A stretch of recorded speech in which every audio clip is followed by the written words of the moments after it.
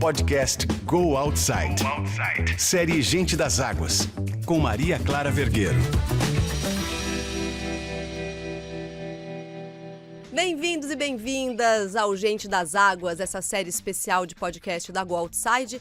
Aqui a gente conversa com pessoas que se relacionam ativamente com a água, seja por meio das suas ideias e iniciativas, seja através de seus talentos, suas potências, conexões, que na maioria das vezes acabam se misturando nas trajetórias de cada um desses personagens.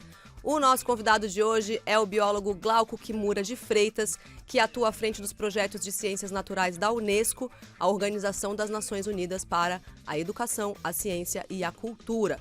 Tem mais de 20 anos de experiência nos temas da conservação e do manejo da água doce, atuou e ajudou a implementar diversos projetos ambientais em áreas protegidas. Em 2020, ele também se empenhou pessoalmente no combate ao fogo do Pantanal, onde ele próprio já morou, coordenando as ações da ONG WWF dedicadas à preservação do cerrado e das águas.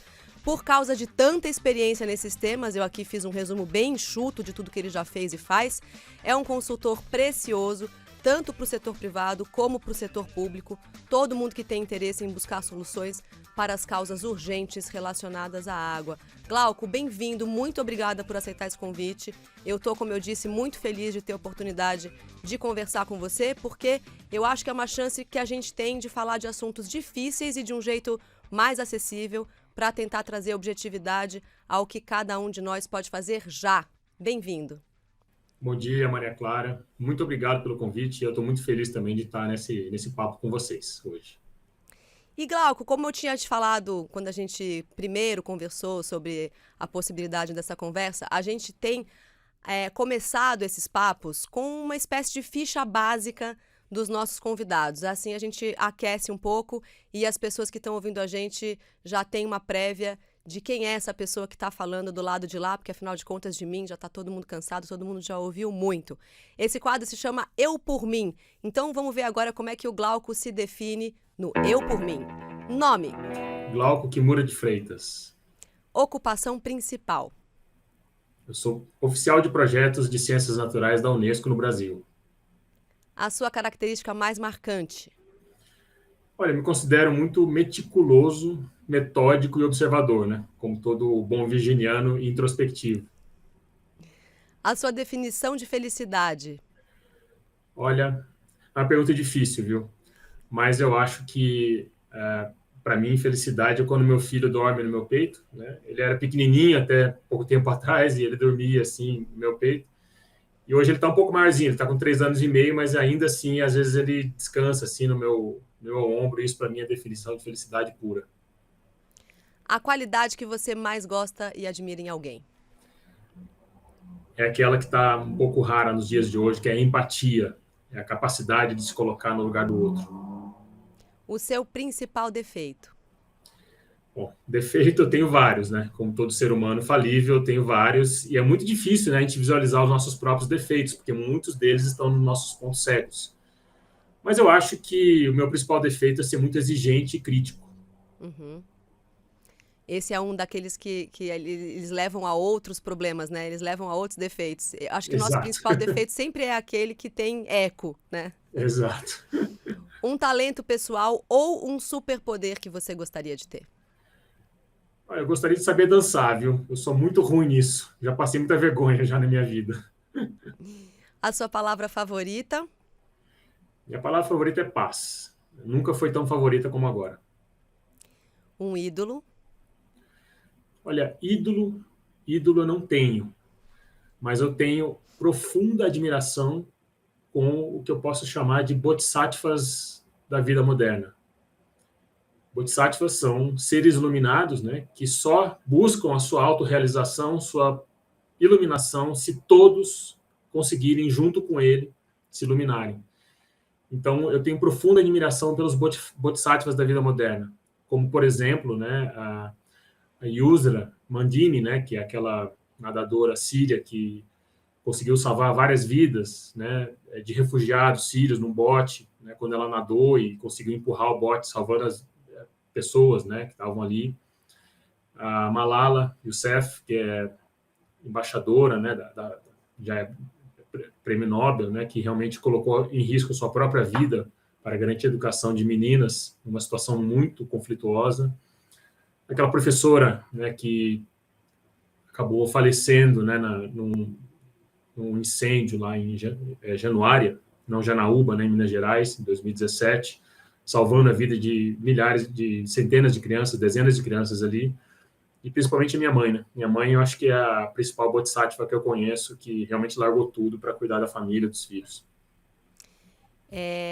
Eu vou falar a última das questões aqui do Eu por Mim, mas depois eu quero voltar nessa história que veio junto com o ídolo. Um lema. Se for para fazer bem feito, se for para fazer, faça bem feito ou não faça. Muito bem, como um bom virginiano, né? Mas você estava falando da sua concepção de ídolo e umas 2 ocasiões aqui, tem coisas que você disse que outro convidado da gente, o Pedro Oliva, que é totalmente diferente de você, caiaquista extremo e tal, assim, digo, por definição seria muito diferente, mas ele teve algumas concepções muito próximas das suas. E eu estou atribuindo isso ao fato de vocês dois terem uma ligação com o budismo. Sim.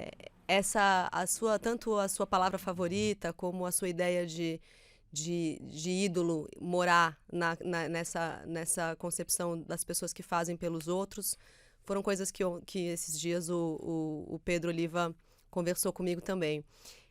Você acha que o budismo tem uma força e um impacto na sua maneira de trabalhar as questões relativas à água, de atuar profissionalmente, não só a sua atuação no mundo, mas a sua atuação no que diz respeito ao cuidado com a água?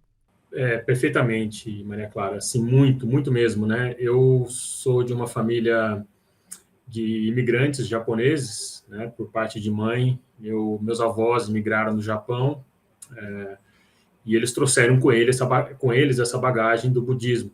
Meus avós eram budistas, e eu realmente sempre tive o budismo muito próximo, né, de mim desde a infância, mas eu nunca me interessei muito pela religião, né? Eu acabei estudando em colégio de freiras, de padres, né? Fui mais para a religião católica, mas eu tive um reencontro muito forte com o budismo já na vida adulta, né? E é incrível, né? A gente sempre procura religião quando a gente está desesperado, né? Quando a gente está numa situação muito ruim de vida.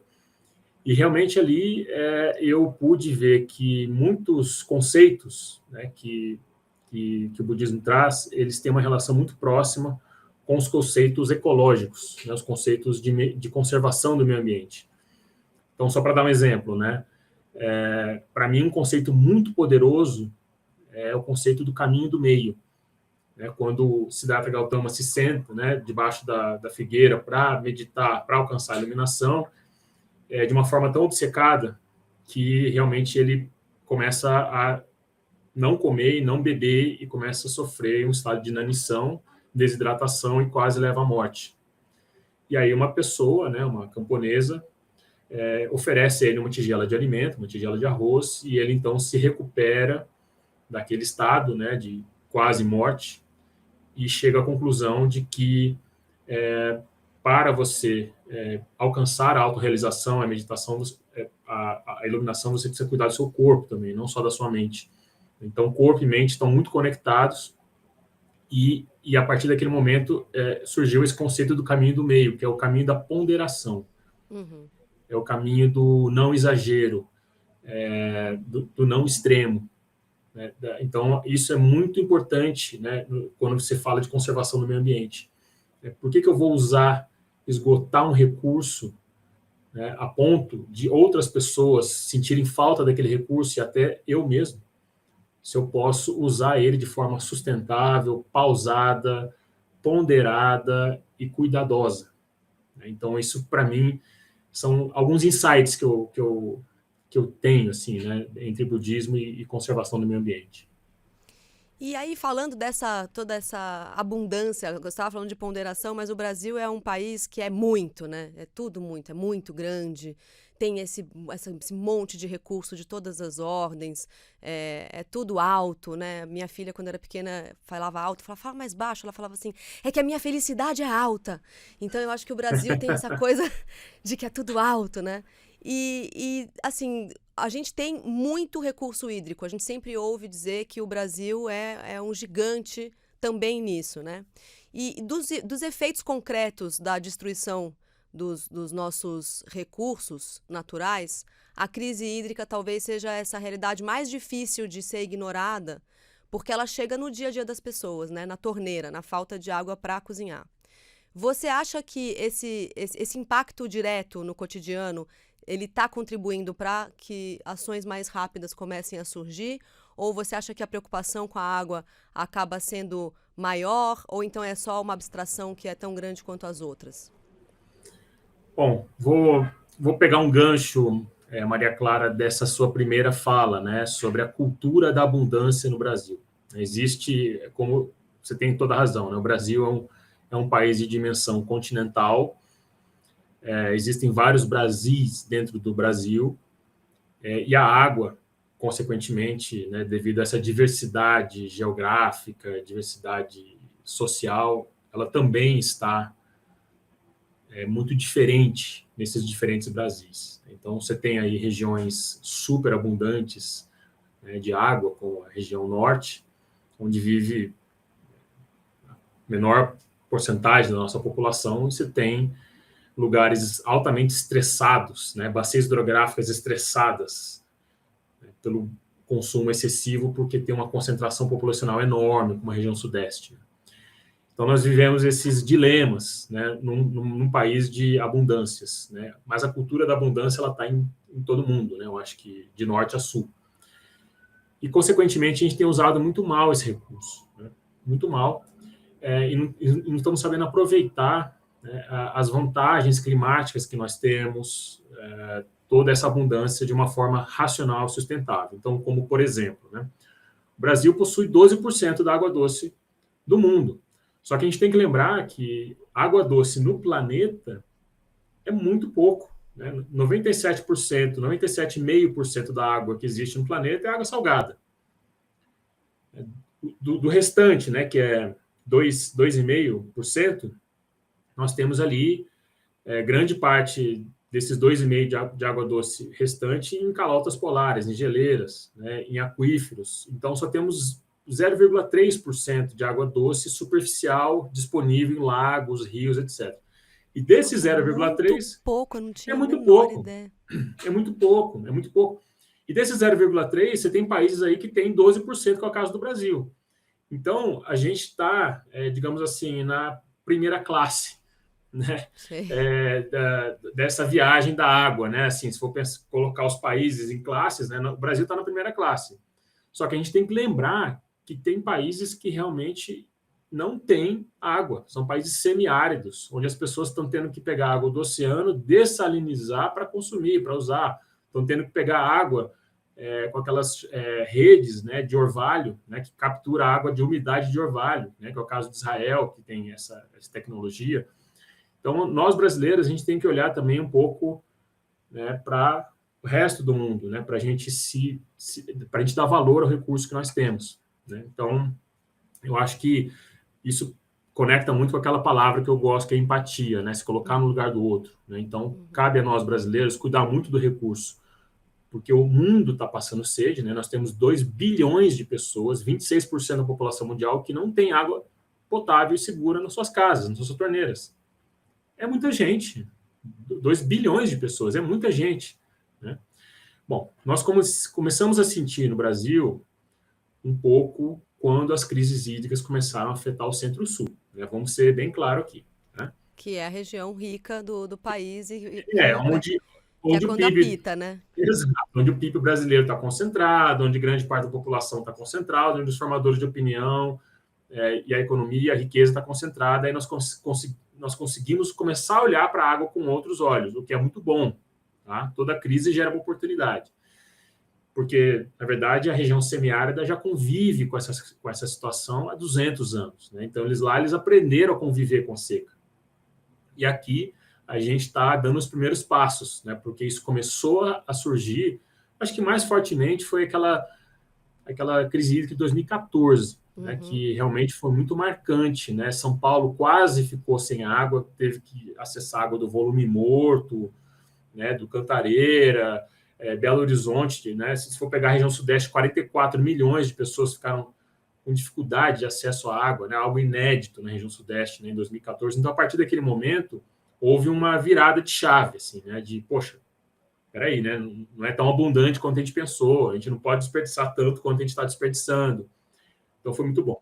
Aí, o fato, só para concluir, eu ia dizer que essa questão da crise hídrica, ela é um ensinamento muito importante, porque ela vai começar a ficar mais frequente, mais intensa, de acordo com as mudanças climáticas. Então, é bom que nós estejamos preparados para enfrentar essa situação de forma mais recorrente daqui para frente. Então, a gente, inclusive, estou dizendo centro-sul, né, do país. Então, a gente tem que aprender com o semiárido, o que eles estão fazendo, né, que há 200 anos eles convivem com essa situação, e a gente começar a se adaptar à escassez hídrica no Centro-Sul.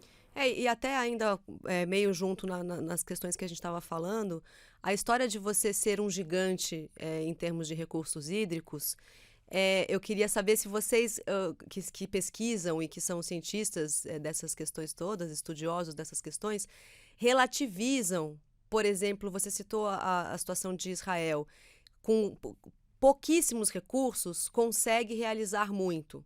E a gente com muitos recursos desperdiça muito e talvez não realize tanto. Não sei, estou te perguntando quais são os parâmetros que especialistas e estudiosos usam para avaliar o que é ser um país com grandes recursos hídricos. É um país com tecnologia para usar bem o que tem? Ou é um país com a abundância que a gente tem, entendeu? Claro que é mais fácil ter abundância, mas se você não tiver toda a inteligência e não tiver todo o resto, não sei se tem muita saída. Que parâmetros que vocês usam para pensar nisso, em abundância e em bons recursos hídricos, ou bom uso deles?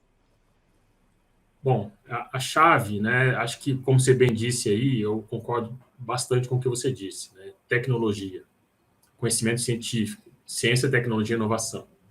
O Brasil tem investido muito pouco e cada vez menos em pesquisas, né, em todas as áreas, mas principalmente em água e saneamento, em comparação a outros países, né, como Israel, que, poxa, país semiárido, né, pequeno e que produz alimentos, né.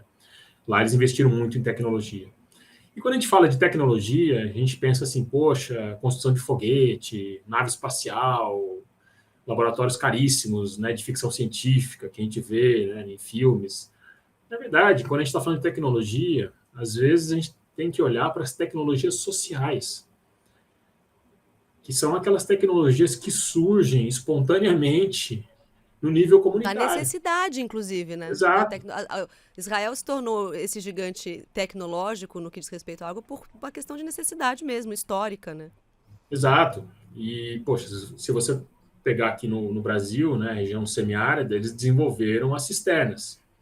As cisternas são tecnologias sociais revolucionárias, né, naquela região. Porque lá não é que não chove, né? Chove muito, de maneira concentrada, e depois fica muito tempo sem chover. Então, quando chove, é a chance que o sertanejo, que as pessoas que vivem naquela região têm de armazenar aquela água. Porque aquilo vai fazer falta, depois não vai chover tão cedo. Então, a cisterna foi revolucionária, porque ela foi adaptada a uma tecnologia que responde de forma muito sincrônica à condição climática que eles têm lá. Então, eles capturam a água, né? Tem cisternas ali de 16 metros cúbicos, 32 metros cúbicos, 32 mil litros, que armazenam a água, que é uma água suficiente para manter uma família de 5 pessoas durante 8 meses. Né? Simplesmente colocando calhas, né, no telhado e armazenando isso numa cisterna de concreto, né, com esterilização da água e tudo mais, tecnologia social barata. Então, é esse tipo de investimento que eu estou falando, Maria Clara. Então, esse é um aspecto importante que eu gostaria de reforçar o que você falou, né? Investimento em tecnologia. O outro aspecto que eu queria dizer, que nisso o Brasil está muito bem, é o aspecto da regulação, a gestão, a governança. Não adianta você ter um recurso, ter água, se você não tem uma boa gestão desse recurso. Nisso o Brasil, felizmente, né, um ponto positivo, nós temos uma política nacional de recursos hídricos, né, uma lei das águas, que é de 1997, 9433, que criou comitê de bacia. Olha só que legal, né? Hoje, se você vive numa bacia hidrográfica, é muito possível, né? É possível que tenha um comitê de bacia que se reúne, como se fosse reunião de condomínio. Então, você pode ir lá assistir as reuniões de condomínio, a reunião do comitê de bacia, e ver o que as pessoas estão discutindo ali sobre a questão da água naquela região que você mora. Isso é muito valioso, e o Brasil tem isso, apesar de que, né, os comitês ainda precisam ser fortalecidos, né? Existem mais de 200 comitês que foram criados desde 1997, mas muito pouco desses comitês, está operacional. Então, é preciso investimento para que haja essa gestão, essa regulação em todos os níveis, né? E você organizou um debate em torno da questão da crise hídrica no Distrito Federal, com a publicação de um livro, inclusive.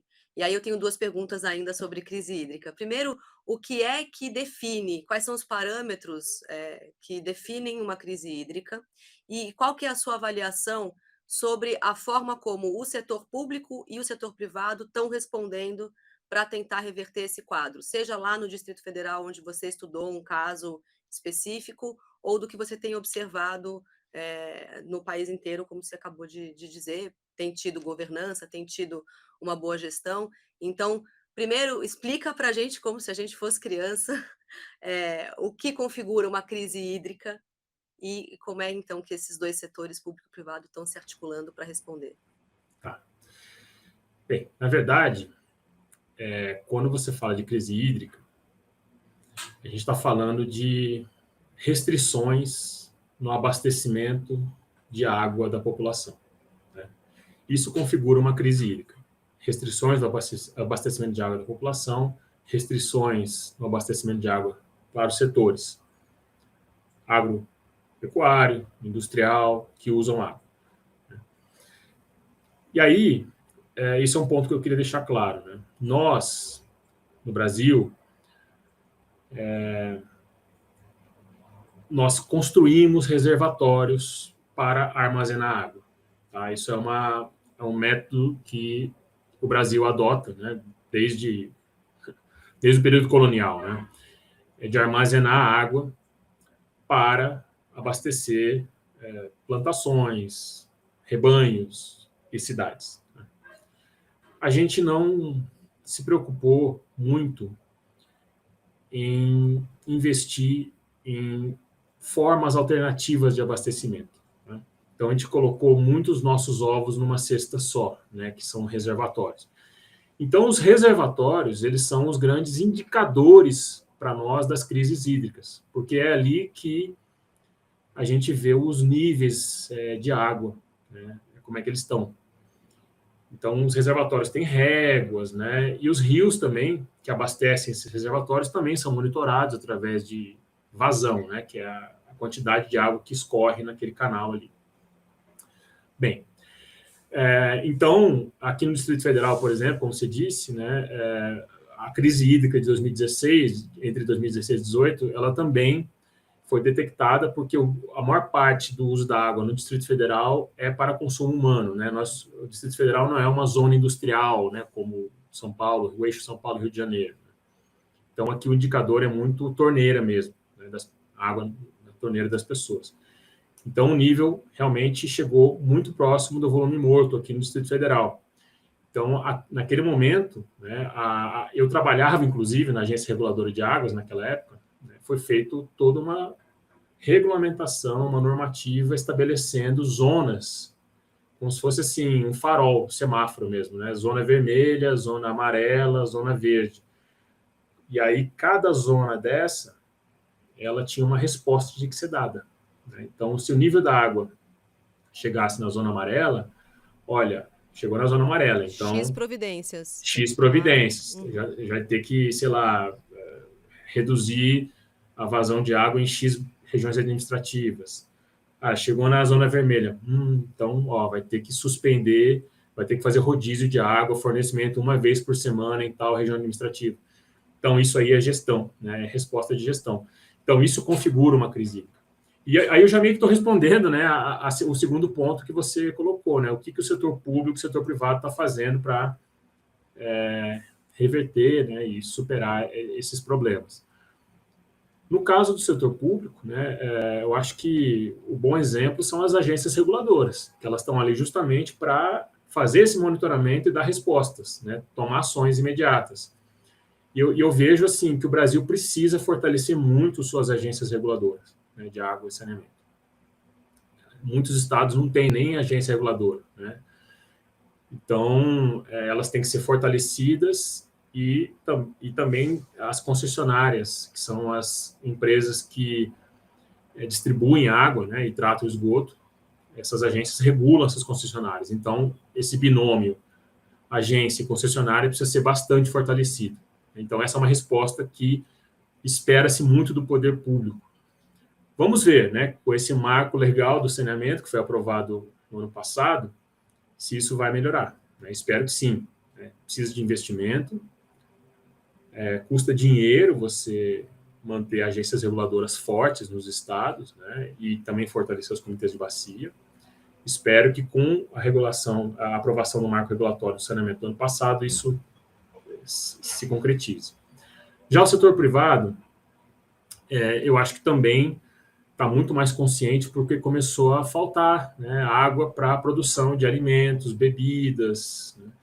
Então, elas estão investindo cada vez mais em projetos de revitalização de bacias, né?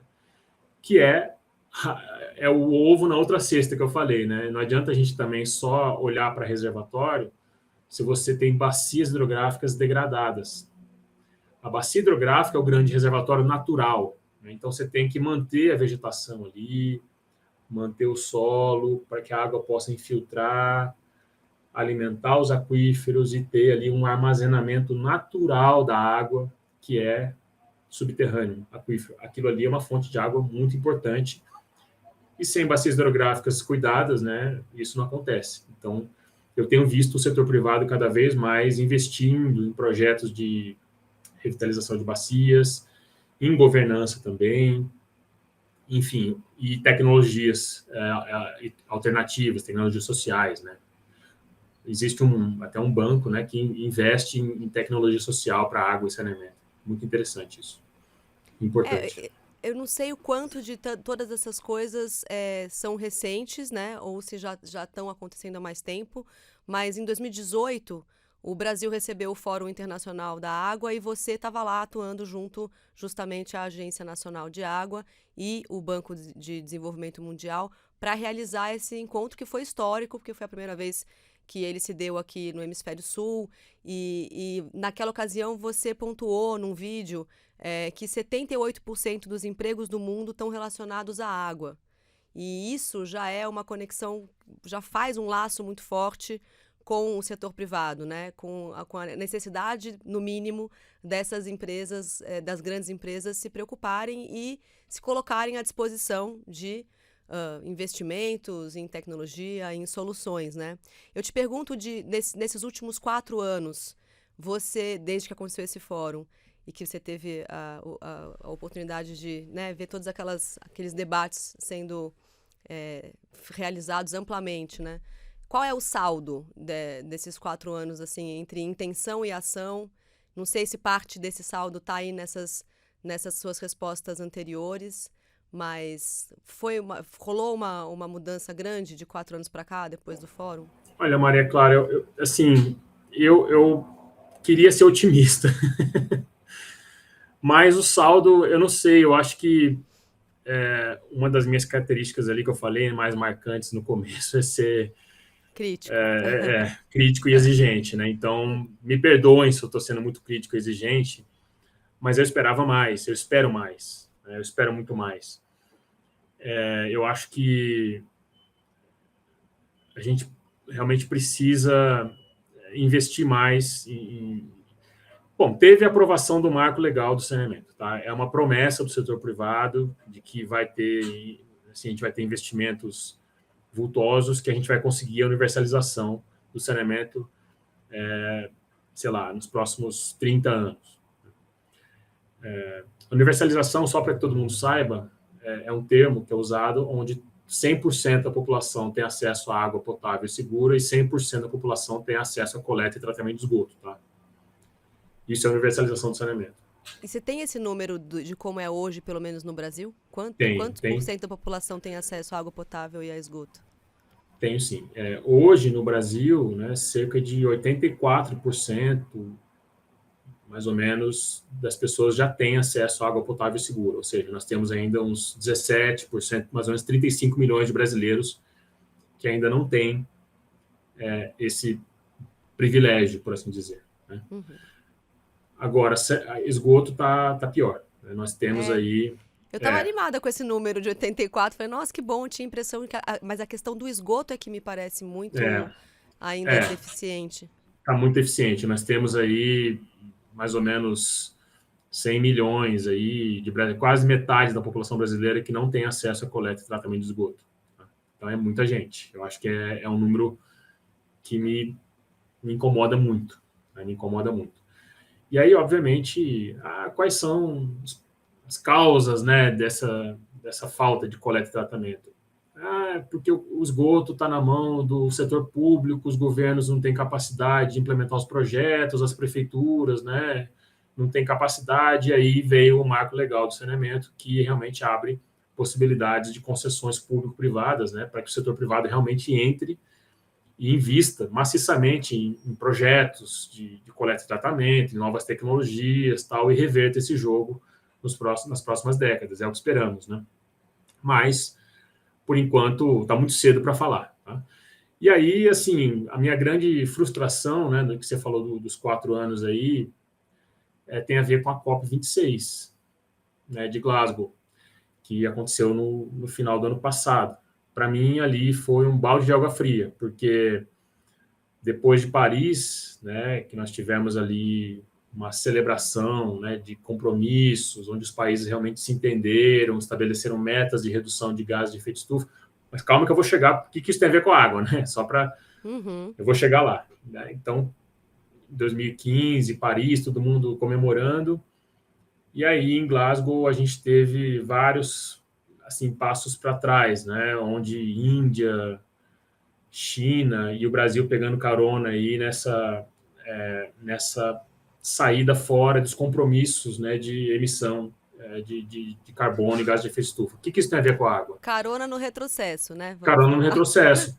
Então, assim, quanto mais gás de efeito estufa, carbono acumula na atmosfera, mais a gente vai ter eventos climáticos extremos como a gente está tendo agora.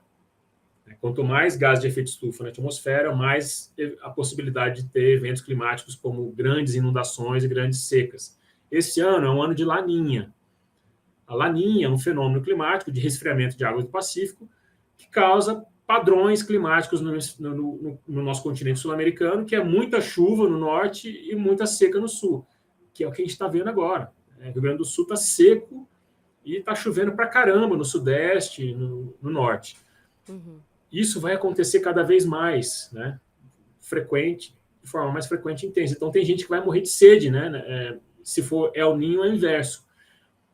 Então, tem tudo a ver a questão de você bater no peito, se comprometer a não emitir mais gases para ter uma melhora também na questão da água. Né? O ciclo hidrológico ele é o indicador das mudanças climáticas. E, Ele e indica. como a gente estava falando no começo dessa conversa, talvez seja o mais evidente, né? O que as pessoas mais conseguem medir e ver. E tangibilizar, É. mais tangível. Então, assim, eu destacaria, né, esse retrocesso da COP26 de Glasgow e esperamos aí que o próximo quadriênio nos traga melhores notícias. Tá? E agora, falando dessa inter-relação, a gente sabe que as questões hídricas, elas ganham essa atenção porque, em outras palavras, dói no bolso, né? Quer dizer, você liga a torneira e não tem, então as pessoas sentem mais fortemente, mas a gente sabe que tem ligação com todo o resto que a gente prefere não ver ou adia essas discussões das matas, do fogo no Pantanal e tudo isso, que você fica muito chocado quando vê a notícia, mas depois você muda de assunto e se preocupa aqui com o seu dia a dia, com alguma demanda doméstica urgente, e aquilo ali você esquece, né? E você morou no Pantanal, que é uma das regiões mais importantes do mundo quando se fala em biodiversidade, tem sofrido barbaramente com a destruição do fogo, seja ele criminoso ou causado pelas secas. Queria que você explicasse, com todas as letras, mais uma vez, o que é que a água tem a ver com o que está acontecendo em lugares como o Pantanal, onde as matas estão sendo destruídas. Olha, o Pantanal, assim, é um lugar que realmente mora no meu coração, porque eu, com 26 anos, né, início de carreira, 25, 26 anos, fui trabalhar lá num projeto, no Parque Nacional do Pantanal, e morei lá por um tempo, né, coordenando essa pesquisa, o trabalho lá. É uma região bastante remota, né, na divisa com a Bolívia, e uma região única, porque ali você tem resquícios de morros do processo de sorgimento dos Andes. Olha só. Né? Então, você teve ali um levantamento, né, que deu a Cordilheira dos Andes, você tem alguns restinhos ali desse processo que estão naquela região. E esses restinhos, né, que eles chamam de morraria ali, eles criam uma espécie de tipo uma barreira natural, sabe, um tampão. Então, as águas do Rio Paraguai, elas descem, né? As águas do Rio Paraguai encontram essa barreira natural dessa morraria, e aquilo dá uma grande inundação, né? A água dá uma acumulada ali, e aquela região forma uma imensidade de lagoas, baías, né? Se você sobrevoa aquela região, você vai ver que é pura água, né? Só espelho d'água, assim, um negócio impressionante. E foi ali, com 26 anos, imerso naquela beleza ali, que eu decidi trabalhar com água. Né? Eu já era, né, assim, biólogo, ecólogo, mas eu trabalhava com cerrado, né, ecologia terrestre. Mas quando eu vi a importância da água, né, a água orquestrando a vida ali, né, todo mundo adaptado àquela subida e descida, né, de água. Em torno daquela característica única, né? Exato. Ali eu tive uma espécie de iluminação, assim. Eu falei, olha, isso aqui é a natureza falando, né, assim, alto em bom som. Né? Olha só como é que eu funciono. Olha só a importância da água. Olha só como as espécies dependem disso. Olha como está tudo conectado aqui. Então, eu tive todas essas mensagens e ali eu carreguei e trouxe para a minha carreira e decidi trabalhar com água, conservação da água o resto da minha vida. Assim que eu pretendo ter essa missão. É uma missão. E o Pantanal, ele é uma planície inundável, né? Assim, como se fosse um prato, né? Você tem o prato e as bordas do prato, né? E o fundo do prato, que é raso e chato, né? Ele enche de água, aquilo inunda todos os anos, depois vai descendo devagar, né? E é um pulso de inundação que acontece ali. E é incrível como isso ele deu as cartas da vida do Pantanal, né? Até os próprios pantaneiros estão acostumados com esse subir e descer das águas. Mas por conta dos efeitos do aquecimento global, isso também está sendo afetado, Maria Clara. Esse incêndio que teve no ano passado, desde 2020 foi para o ano passado, foi uma seca histórica no Pantanal, né? Que não tinha sido registrada em 58 anos, se não estou enganado. E aí, incêndios criminosos, né, e aquele hábito do fazendeiro de colocar fogo no pasto, né, para rebrotar verdinho para o gado vir comer, simplesmente o fogo se espalhou e queimou 1/3 do bioma do Pantanal. É uma área, assim, gigante, né, 1/3 de todo o bioma. Naquela época eu me lembro de comparações, assim, bem explícitas, que era assim, é do tamanho do país tal, não lembro agora, algum país da Europa. É isso, não é? É uma área gigante, assim. Sim, sim, sim. Tamanho de um estado inteiro, uma coisa assim. Exatamente. Assim, queimou uma área de dimensões de países, né? De países europeus. Assim. Bom, enfim, aí o que eu ia dizer é que naquele momento eu vi que toda aquela água, né, que mantém a vida no Pantanal, ela está ameaçada porque o efeito acumulativo de mudança climática, de desmatamento, de uso da água, né, está colocando em risco o Pantanal por conta de possíveis secas que podem vir a acontecer iguais a essas, né, nos próximos anos. Então, aquilo me incomodou muito, me partiu o coração, e aí a gente conseguiu levantar um recurso, né, junto a um fundo internacional para combate a incêndios na região do Parque Nacional, que é Sítio Patrimônio Natural Unesco, e a gente conseguiu ali equipar brigadas de incêndio e tal com esse recurso, né? Então, eu me dediquei muito a acessar esse fundo, que é um fundo de respostas emergenciais, né, a desastres ambientais emergenciais, e a gente conseguiu debelar alguns incêndios numa região ali muito importante. Uhum. E agora a gente tem ouvido muito falar em década decisiva. Estamos numa década decisiva no que diz respeito a reverter os danos que a humanidade causou ao planeta. A gente estava falando que está tudo interligado, mas especificamente sobre a água, que atitudes micro e macro as pessoas comuns que estão ouvindo a gente devem adotar para que a decisão dessa década não fique só no discurso. Assim, objetivamente, o que cada um de nós pode fazer e deve fazer já? Em primeiro lugar, acho que é selecionar as fontes de informação, né? Existe muita desinformação, que é uma epidemia de desinformação que a Unesco está chamando de desinfodemia.